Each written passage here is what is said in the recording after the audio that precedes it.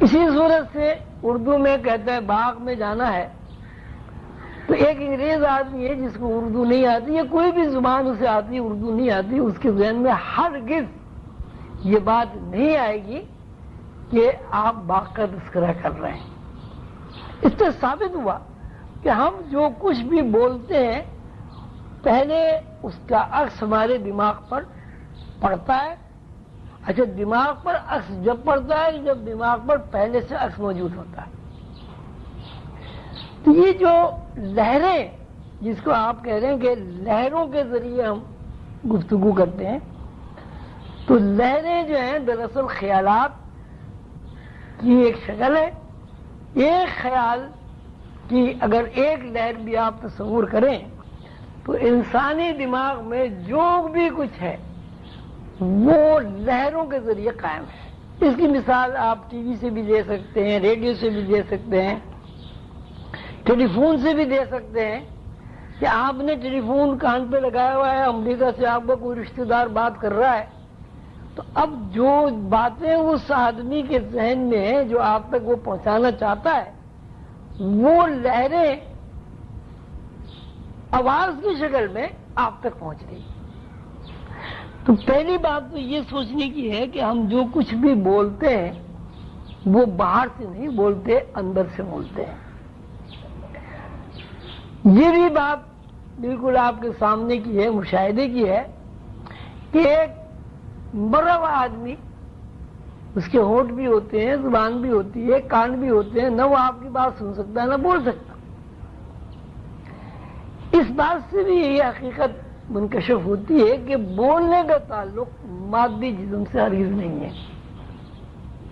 اگر مادی جسم سے براہ راست بولنے کا تعلق ہوتا تو مرا ہوا آدمی بول سکتا تھا۔ دوسری بات یہ ہے کہ آدمی سو جاتا ہے، سونے کی حالت کو ہم مرنے کی حالت نہیں کہتے، زندگی سے تعبیر کرتے ہیں، لیکن سویا ہوا آدمی بھی نہ بات کر سکتا ہے، نہ ہماری سنتا ہے، نہ سن کے ہمارا جواب دیتا ہے۔ اب اس سے دوسرا قانون یہ سامنے آیا کہ تبادلہ خیال جو ہے اس کا تعلق جو ہے مادی جسم سے اس لیے ہے کہ کسی نے مادی جسم کو اپنا میڈیم بنایا ہوا ہے۔ اگر بیداری کی حالت میں مادی جسم میڈیم نہ بنا ہوا ہو اس صورت میں بھی آپ تبادلہ خیال نہیں کر سکتے۔ اس کی مثال یوں ہے کہ آپ کچھ سوچ رہے ہیں، دوسرا آدمی آپ سے بات کرتا ہے، آپ سنتے ہی نہیں۔ اس کی مثال یوں بھی ہے کہ حضور قندر بابا نے مجھ سے ایک دن فرمایا کہ ایک زمانے میں جب یہ کیا کہتے ہیں گھروں میں بجلی نہیں تھی، تیل کے پیسے بھی لوگوں کے پاس نہیں ہوتے تھے، تو ایک صاحب تھے وہ مطالعہ کرتے تھے، وہ جو ہنڈے جلتے تھے نا گلیوں میں، مٹی کے تیل کے ہنڈے جلا کرتے تھے، اس میں بیٹھ کے وہ مطالعہ کیا کرتے تھے۔ گھر میں ایسے حالات نہیں تھے، روشنی، تو وہاں سے بارات گزری، کچھ لوگ پیچھے رہ گئے، آگے انہوں نے ان صاحب کو اپنی طرف متوجہ کیا اور یہ کہا کہ صاحب یہاں سے کوئی بارات گزری ہے؟ تو انہوں نے کہا صاحب مجھے تو پتہ نہیں بارات گزری ہے، کہ نہیں ادھر سے بارات گزری ہے۔ تو انہوں نے کہا اچھا، ایسا مجھے یاد پڑتا ہے کہ پڑھتے پڑھتے کتاب کے اوپر مٹی آ گئی تھی اور میں نے اس کو پھونک مار کے اڑایا تھا، ہو سکتا ہے بارات گزری ہو۔ اسی صورت سے ہر آدمی کی زندگی میں مثلا آپ کوئی کتاب پڑھتے ہیں، بہت دلچسپ کتاب پڑھتے ہیں، اس میں آپ کو وقت کا احساس نہیں ہوتا۔ کوئی فلم اچھی دیکھتے ہیں تو آس پاس کی جتنی باتیں ہیں وہ آپ کے ذہن میں نہیں آتی، حالانکہ کان آپ کے کھلے ہوئے ہوتے ہیں، آنکھیں آپ کی کھلی ہوئی ہوتی ہیں۔ تو اگر آدمی بیداری کی حالت میں بھی لہروں کے قانون کے تحت کسی ایک نقطے پر اپنے ذہن کو مرکوز کر لے، باوجود ہے کہ وہ سانس بھی لے رہا ہے، اس کے کان بھی کھلے ہوئے ہیں، آنکھوں سے وہ دیکھ بھی رہا ہے، اس کو آس پاس کی اور ماحول کی کوئی چیز نہ نظر آتی نہ وہ دیکھ سکتا۔ اور یہ ایسی بات ہے کہ اگر آپ کو تجربہ نہیں ہوا تو اس کا تجربہ یاد کرنے سے آپ کے ذہن میں آ جائے گا. ایسا اکثر و بیشتر ہوتا ہے اور سبھی کے ساتھ ہوتا ہے. اب اس قانون سے یہ پتہ چلا کہ یہ جو طریقہ رائج ہے گفتگو کرنے کا آواز کے ذریعے، تو یہ آواز جو ہے دراصل یہ بھی اندر سے ایکو ہوتی ہے. صورتحال یہ آپ نے دیکھا ہوگا کسی گنبد میں آپ جا کے بولیں کچھ تو وہ آپ اپنا نام لیں تو وہ نام جو ہے وہ ایکو ہوتا ہے، اس کی گنجار پیدا ہوتی ہے. ٹیلی فون پہ بھی اکثر آپ نے سنا ہوگا کہ ادھر سے آپ جو بات کر رہے ہیں وہ دوبارہ ریپیٹ ہو کے آپ کے کان میں آ رہی ہے.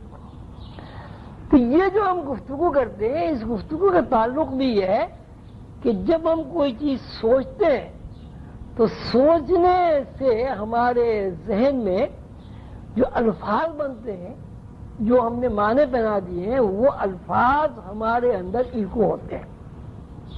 ہمارے اندر سے مراد یہ کہ اگر میں آپ سے کچھ کہنا چاہتا ہوں تو دراصل وہ میرے زبان سے جو لہریں نکل رہی ہیں، جو آواز نکل رہی ہے، وہ آواز آپ کے اندر جا کے گجار بن کے گھومتی ہے اور اس آواز کو آپ اپنے حساب سے معنی پہناتے ہیں. مثلاً اگر آپ پانی کے نام سے واقف ہیں تو آپ اسے پانی سمجھتے ہیں، واٹر کے نام سے واقف ہیں تو اسے واٹر کہتے ہیں. اب یہ تو بات آپ کی سمجھ میں آ گئی کہ بولنے کا جہاں تک تعلق ہے، ہم جو بول رہے ہیں، یہ جو الفاظ نکل رہے ہیں، یہ صرف مشق ہے. دراصل ہمارے جو اندر جو خیالات ہیں وہ خیالات لہروں کی شکل میں نکل کر مخاطب کے اندر منتقل ہوتے ہیں اور مخاطب وہی معنی پہناتا ہے جو معنی دوسرا کہنے والا جو ہے وہ منتقل کر رہا ہے اس کو.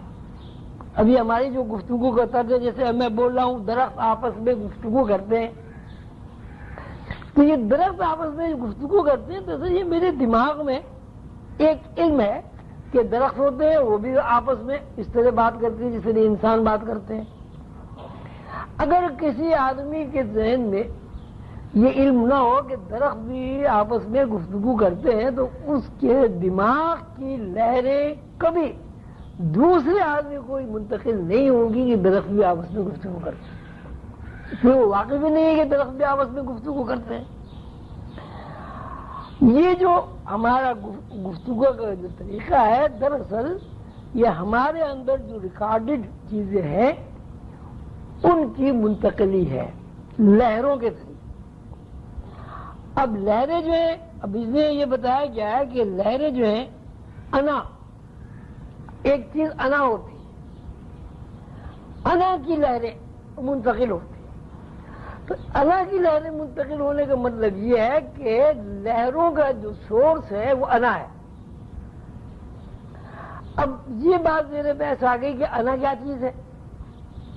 انا کا سورس لہریں ہیں، تو انا کیا چیز ہے. اب اگر انا ہم اس کو کہتے ہیں جیسے کیا کہتے ہیں جسم کو، تو وہ تو ہمارا مشاہدہ ہے کہ جسم تو جب بے جان ہو جاتا ہے تو وہ نہ سنتا ہے، نہ وہ بولتا ہے، نہ اسے کسی قسم کی تکلیف کا احساس ہوتا ہے. انا جس کو کہا گیا ہے دراصل وہ اللہ تعالی کی وہ آواز ہے